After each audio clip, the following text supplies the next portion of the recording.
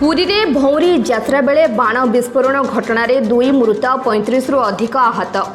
चंदन यात्रार शेष दिन भौरी यात्रा अवसर में नरेंद्र पुष्करणी निकट में गतकाली राति घटिथिबा एही अघटन 20 रु अधिक गुरुतर होइछंती। कटक एससीबी और भुवनेश्वर एम्स समेत विभिन्न हस्पिटाल रे आहतों चिकित्सा करा जाउछि। एही भयंकर बाण विस्फोरण पर घटनास्थल में दल चकटा भली परिस्थिति सृष्टि होइथिला। आहत माने स्थानीय बासिंदा सहायतार पुरी डाक्तरखाना पहुंची।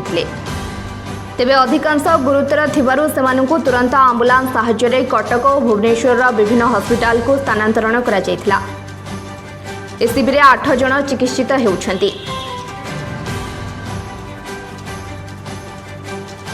Bureau report news today live.